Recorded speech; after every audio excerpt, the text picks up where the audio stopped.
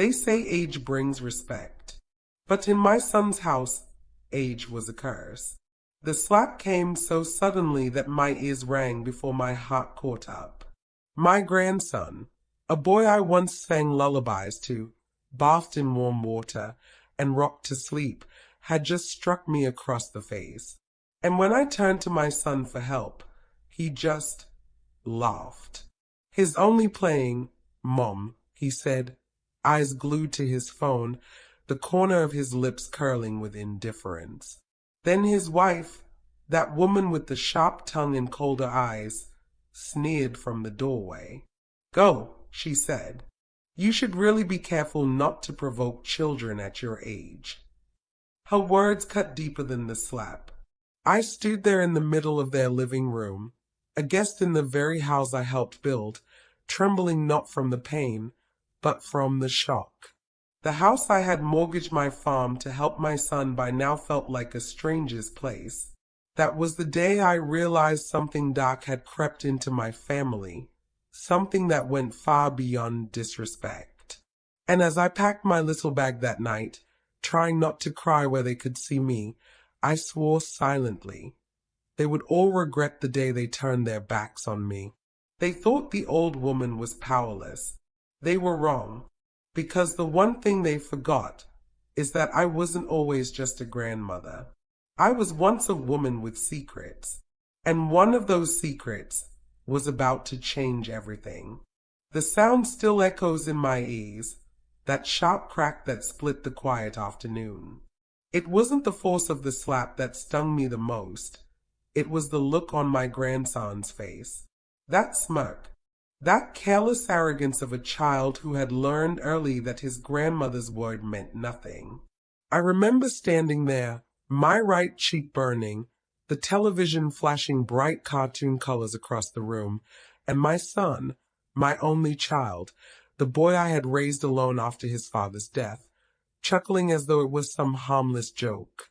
"Mom," he said, leaning back on his sofa, "you know kids these days, they don't mean any harm." But I could see it in his eyes, a flicker of discomfort buried beneath a layer of cowardice.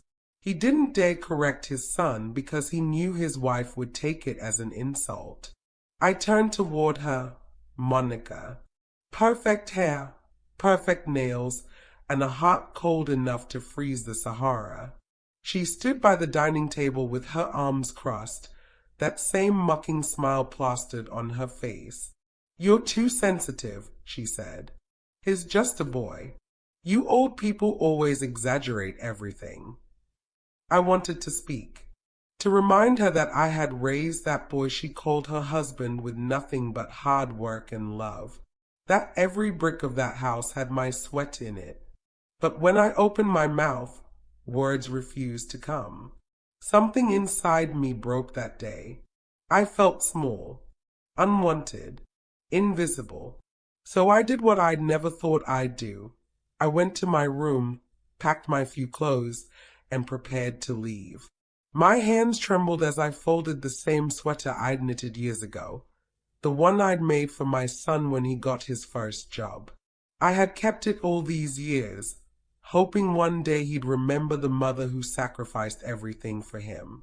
But that day, I realized he already had what he wanted, a new life, a new family, and I was just a ghost lingering too long. When night fell, I left quietly. No one stopped me. No one even noticed. Yet, as I walked down that lonely street with my small bag and the cold wind whispering against my tears, I didn't know fate was about to twist everything. Because not far from that house, someone was waiting. Someone who knew who I used to be. And that meeting would start a chain of events that would shake my son's perfect little world to its knees. The rain started as a whisper, then grew into a storm. I walked along the empty road, the streetlights flickering like fading memories. My clothes clung to me, soaked through, my small bag heavy with what little dignity I had left. "Mrs. Okoro," a voice called behind me. I froze. That voice, deep, calm, but strangely familiar. When I turned, I saw a man standing by a dark sedan parked by the roadside. He was tall, dressed in a black coat, water dripping from his hat brim. His face was shadowed, but his tone carried the weight of someone who knew me. I stepped closer, cautious. "Yes?" I asked, clutching my bag tighter. He smiled faintly. "It's been a long time, Madam Grace." My heart nearly stopped. No one had called me that name in over 20 years. That was my real name, the one I'd used before I became just Mama Tunde. Before I'd buried my past under motherhood and sacrifice. Before I left behind a life most people could never imagine I'd once lived. I squinted through the rain. "Who are you?" He removed his hat. "It's me, Samuel." And then it hit me, Samuel Ease. The young man who used to work for me, back when I ran a small logistics firm that secretly handled high-value deliveries for people who didn't want questions asked. Before everything went wrong. Before betrayal cost me everything. But what was he doing here, after all these years? He stepped closer, lowering his voice. "I found you. I didn't know where to start, but when I saw your son's address online last month, I had a feeling you'd be here." I stared at him, shivering. "Why now, Samuel?" He hesitated, then said something that made my stomach drop. "Because your name came up again. Someone reopened your old case." I blinked. "What case?" He looked around nervously, then leaned in. "The one about the missing funds from Lagos International Holdings. The one that forced you to disappear. Someone's digging, madam, and they are close. Very close." I felt the world tilt under me. My breath came out in short gasps. That was over 20 years ago. The company had gone bankrupt, and the board accused me of laundering their money. They never found proof, but the stain never left my name. I'd left the city, changed my life, and raised my son quietly. Now, someone wanted that past unearthed. I steadied myself. "Who?" Samuel's eyes darted. "Your daughter-in-law, Ma." I froze. "Monica?" He nodded gravely. "She hired a private investigator 3 weeks ago. She's trying to find evidence that you were once a criminal. She's telling people you faked your poverty to manipulate your son. She wants you completely discredited, erased." I staggered back, gripping the fence beside me. That woman, that snake. No wonder she looked at me with such venom. She wasn't just cruel, she was calculated. She wanted me gone, and now she was digging into a past I'd buried deep. But what she didn't know was that I wasn't the villain of that story. I was the keeper of a secret, one that could destroy far more than she realized. The next morning, I sat in Samuel's car, my trembling hands wrapped around a steaming cup of tea. The city stretched before us, gray and heavy with secrets. Why would Monica want to ruin me? I asked quietly. Samuel sighed. "Because she's after the inheritance, Ma. The one you never touched." I frowned. "Inheritance?" He nodded. "Your late husband's trust. The one your lawyer froze after the court case. It's still there, madam. 42 million naira. The records were hidden when the case closed. Your daughter-in-law found fragments of it, enough to know there's money, but not enough to access it." I blinked, stunned. 42 million? I'd assumed it was all gone, lost with my reputation. Samuel leaned forward. "If she proves you were guilty, she can convince your son to declare you mentally unfit or legally tainted. That would let them access the money in your name. She's not just cruel, madam. She's strategic." I clenched my fists. My heart was racing now. with fear and with fury. That woman had insulted me, humiliated me, and now she was trying to strip away the last thing that was truly mine. I looked out the window, rain tracing streaks down the glass. She wants a war, I whispered. Then she'll get one. For the next few weeks, Samuel and I worked in silence. I rented a small room in an old friend's compound, far from my son's neighborhood. We pulled out files, old ledgers, and contacts I hadn't spoken to in decades. I changed my hair, wore my old glasses. For the first time in years, I stopped being Grandma Grace. I became Madam Grace Okoro again, the woman who once ran a secret network that could make or break companies in Lagos. And when I began moving, people noticed. Monica didn't know that the very man she'd hired, her private investigator, had already switched sides. Samuel made sure of that. Within days, I had her emails, her bank transfers, and her secret meetings logged. She had bribed two people to forge old financial records under my name to make it look like I'd stolen from that company. She wanted to destroy me with lies, so I decided to destroy her with truth. Because Monica wasn't who she claimed to be, either.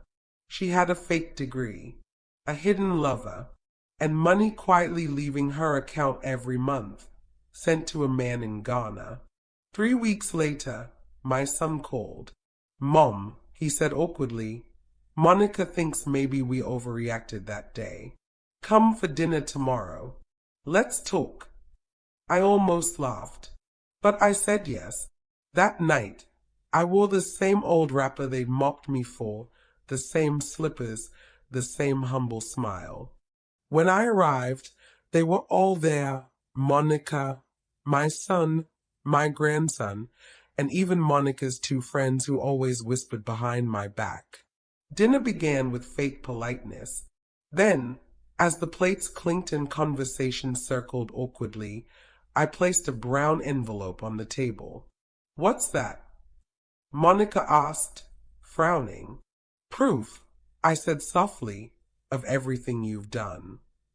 I opened it slowly, revealing the forged records, the bank receipts, and printed screenshots of her messages with the investigator she had bribed. Her face drained of color. My son looked at her, confused. "Monica, what is this?" I didn't stop. "You wanted to destroy me to steal money that wasn't even yours. But what you didn't know," I slid out one more paper, "was that the trust fund was already legally transferred to Tunde. My son, 2 years ago." She froze. "Every coin you schemed for already belongs to him. And now he knows who you truly are." Monica tried to grab the papers, but my son stopped her. "Is this true, Monica? You hired someone to dig up dirt on my mother." She stammered, eyes wide. She, you don't understand." But the truth was laid bare. And for the first time in years, I saw it, that same fire in my son's eyes that once burned with love and respect. He stood, jaw tight. "Get out." Monica gasped. "What?" I said, "Get out." Even my grandson sat frozen, confused, as his mother stormed out in disgrace. I turned to leave quietly, but as I reached the door, my son stopped me. "Mom," he said, voice trembling, "I'm sorry." I looked at him, my eyes softening. "I know, my son. But now you understand. Never laugh when respect is broken. Because once it's gone, it takes more than an apology to bring it back." Months later, I was back in my old house, repaired, repainted, alive again. My son visited often, this time without pretense. He brought my grandson too. The boy apologized shyly one day, holding my hand with tears in his eyes. And I forgave him, because it wasn't his fault. He was only playing the part his parents had taught him. As for Monica, she vanished. Rumor had it she tried to flee with money that wasn't hers, and the authorities caught her with forged accounts. I never rejoiced. I simply sat on my porch, sipping tea, watching the sunset. Sometimes power doesn't come from revenge. It comes from remembrance. And now, when people look at me, they no longer see just the old woman.